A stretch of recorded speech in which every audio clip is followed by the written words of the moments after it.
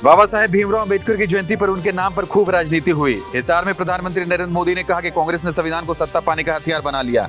जब उन्हें लगा कि सत्ता उनके हाथ से फिसल रही, उन्होंने संविधान को रौंद दिया।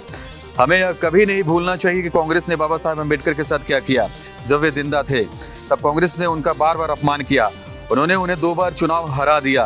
कांग्रेस उन्हें उखाड़ फेंकना चाहती थी। उन्होंने उन्हें सिस्टम से बाहर रखने की साजिश रची। उनकी मृत्यु के बाद उन्होंने उनकी यादों को भी मिटाने की कोशिश की। रांची के खेलगांव में जेएमएम का 13वां केंद्रीय महाधिवेशन चल रहा है। महाधिवेशन में जेएमएम ने वक्फ बोर्ड संशोधन कानून का विरोध करते हुए कहा कि ऐसा करना संविधान की मूल भावना के अनुरूप नहीं है, क्योंकि संविधान में देश में सभी धर्मों को अपने तरीके से कार्य करने की छूट मिली है। वहीं पार्टी के कार्यकारी अध्यक्ष और मुख्यमंत्री हेमंत सोरेन ने बीजेपी पर हमला करते हुए कहा, झारखंड के आदिवासी, मूलवासी, दलित, पीड़ित, शोषित लोगों ने उत्पीड़न से तंग आकर वर्ष 2019 में डबल इंजन की सरकार को सत्ता से उखाड़ फेंका था।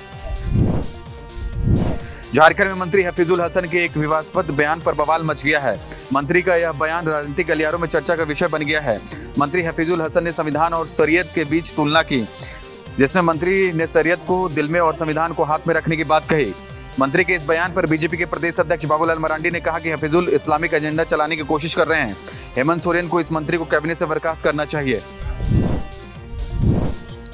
पश्चिम बंगाल के मुर्शिदाबाद में 10 से 12 मार्च के बीच हुई हिंसा के बाद अब हालात धीरे धीरे सामान्य हो रहे हैं।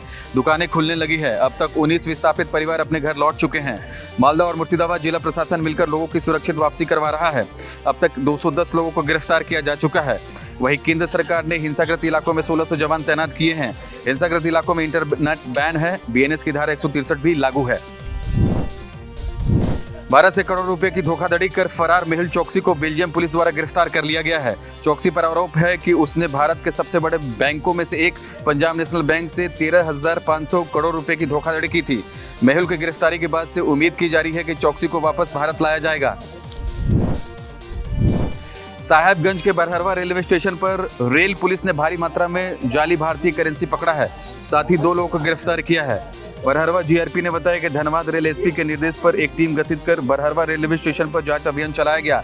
जांच के दौरान टिकट काउंटर के पास से 2 लोगों को संदिग्ध अवस्था में खड़ा देखा। पूछताछ कर तलाशी ली गई तो बैग में से 5 से कई जाली नोट बरामद हुए। दोनों व्यक्ति पंजाब के रहने वाले बताए जा रहे हैं। बिहार के भागलपुर रेलवे स्टेशन पर आरपीएफ ने एक ऐसे युवक को गिरफ्तार किया है जो खुद को भारतीय रेलवे का लोको पायलट बताकर लंबे समय से फ्री में सफर कर रहा था। चौंकाने वाली बात यह है कि वह रेल यात्रा के लिए महज कुछ पैसे बचाने के लिए पिछले 2 साल से फर्जी लोको पायलट बनकर रेलवे को चूना लगा रहा था। सच्चाई जब सामने आई तो अधिकारी भी हैरान रह गए। फर्जी लोको पायलट की पहचान जमुई निवासी 26 वर्षीय विकास कुमार यादव के रूप में हुई है। वह धनबाद स्थित ITI कॉलेज में पढ़ाई करता है। 14 अप्रैल को पूरे देश में संविधान निर्माता डॉक्टर भीमराव अम्बेडकर की जयंती मनाई गई, लेकिन गोड्डा में बाबा साहेब भीमराव अम्बेडकर की प्रतिमा स्थापित करने को लेकर विवाद खड़ा हो गया। दरअसल अम्बेडकर जयंती पर बाबा साहेब की प्रतिमा अनावरण पर जिला प्रशासन ने रोक लगा दी है। जिला प्रशासन ने सुप्रीम कोर्ट के आदेश का हवाला दिया, जिसके बाद कार्यक्रम स्थल को पुलिस छावनी में तब्दील कर दिया गया। बॉलीवुड सुपरस्टार सलमान खान को मिल रही धमकियों का सिलसिला खत्म होने का नाम नहीं ले रहा है। अब फिर से एक बार सलमान खान को जान से मारने की धमकी मिली है। मुंबई के वर्ली ट्रैफिक डिपार्टमेंट के व्हाट्सएप नंबर अज्ञात शख्स ने सलमान को जान से मारने की धमकी दी है और उनकी कार को बम से उड़ाने की बात कही है।